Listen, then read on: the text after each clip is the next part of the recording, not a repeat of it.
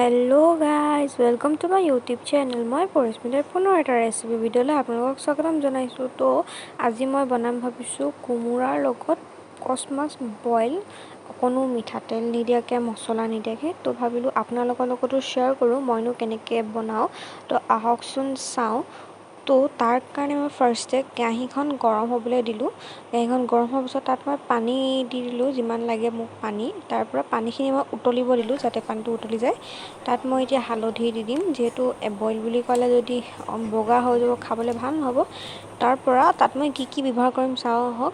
তাত মই এইখিনি বস্তুৱে ব্যৱহাৰ কৰিম। তাত আছে মানে থালিখনত আছে কোমোৰা কাটি লৈছোঁ যিখিনি, তাৰপৰা নহৰু, আদা, তাৰপৰা মান ধনিয়া, জলকীয়া খুন্দি লৈছোঁ, পিঁয়াজ আৰু বিলাহী। তাৰপৰা হালধিখিনি ধুনীয়াকৈ পানীটো উতল খাই গৈছে। তাৰপৰা মই যিখিনি কোমোৰা কাটি লৈছিলোঁ সেইখিনি দি দিছোঁ।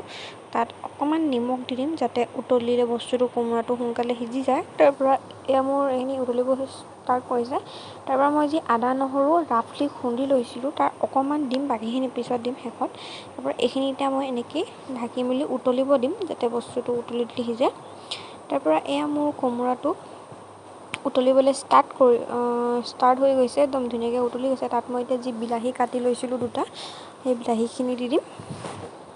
বিলাহীখিনি যাতে ধুনীয়াকৈ বইল হৈ যায়, তাৰ টেঙা সোৱাদটো আহি যায়, অকণমান টেঙা হ'লে চব্জিটো খায়ো ভাল লাগে।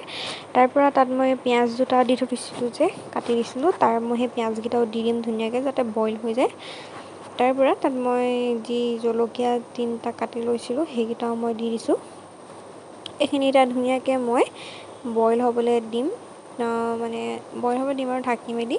তাৰপৰা অকণমান পিছত মই যেতিয়া এইখিনি চাইছোঁ এয়া ধুনীয়াকৈ বিলাহীখিনি বইল হ'বলৈ ষ্টাৰ্ট কৰিছে, তাত মই এতিয়া মাছ কেইপিচ দি দিম। যিহেতু মাছ কেইপিচো সিজিবলৈ সময় লাগিব, সেইকাৰণে মই এনেকৈ কৰিয়ে দি দিছোঁ যাতে বস্তুটো গোটেইখিনি ধুনীয়াকৈ মিক্স হৈ যায়। ইয়াত দেখিছে মই মিঠাতেল ব্যৱহাৰ কৰা নাই, আপোনালোকেও বইল যদি কেতিয়াবা খাবলৈ ইচ্ছা কৰে এনেকৈ খাব পাৰে। তাৰপৰা মই ঢাকনাখন দি আকৌ 3-4 মিনিটমানৰ পিছত চাইছোঁ মাছখিনি ধুনীয়াকৈ উতলিবলৈ ষ্টাৰ্ট কৰিছে। মাছৰ কালাৰটো অলপ বগা বগা হৈছে, কালাৰটো বগা বগা হ'লেও খাবলৈ বহুত ধুনীয়া হৈছে।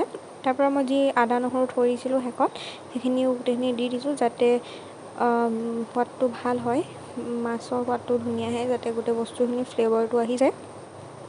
তাৰপৰা এপিচ মই মাছৰ পিচ এটা মই একেবাৰে ভাঙি ল'ম যাতে মানে চব্জিটোত মিলি যায়, তেতিয়া মাছৰ সোৱাদটো আৰু ভালকৈ আহিব, সেইকাৰণে মই ধুনীয়াকৈ ভাঙি ল'লোঁ। তাৰপৰা এয়া দেখিছে মোৰ চব্জিটো প্ৰায়খিনি সিজিয়ে গ'ল। তাৰপৰা এয়া মই এতিয়া ঢাকি দিম অকণমান সময়। মই পূৰা চিমতে সিজাই আছোঁ যাতে বস্তুটো ধুনীয়াকৈ ফ্লেভাৰ আহে। তাৰপৰা 5 মিনিটমানৰ পিছত এয়া মই চাইছোঁ জোলটো শুকাবলৈ ষ্টাৰ্ট কৰিছে আৰু যিহেতু কচ মাছৰ পৰা তেল ওলাবলৈও ষ্টাৰ্ট কৰিছে। তাৰপৰা এয়া মই ধুনীয়াকৈ ওপৰৰ পৰা অকণমান তলৰ পৰা ওপৰলৈ আনি দিছোঁ। এয়া মোৰ চব্জিটো সিজিবলৈ ষ্টাৰ্ট হৈ গ'ল, মানে সিজিলে আৰু বহুতখিনি। এয়া দেখিছে ইমান ধুনীয়াকৈ মাছৰ পৰা তেল ওলাইছে, মই কোনো তেল ব্যৱহাৰ কৰা নাই। তো মোৰ চব্জিটো সিজি গ'ল। মই আপোনালোকক আজি ভাবিলোঁ আমাৰ দুপৰীয়া সাঁজনো কি তাকে দেখাওঁ। তো এয়া মোৰ মাছ আৰু কোমোৰা বইল বা মাছ ফ্ৰাই লৈছিলোঁ, ভাত, নেমু আৰু জলকীয়া, ভাবিলোঁ আপোনালোকৰ লগতো শ্বেয়াৰ কৰোঁ।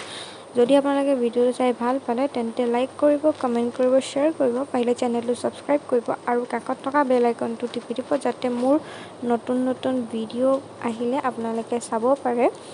আৰু যদি ৰেচিপিটো ভাল পালে তেন্তে ট্ৰাই কৰি চাব।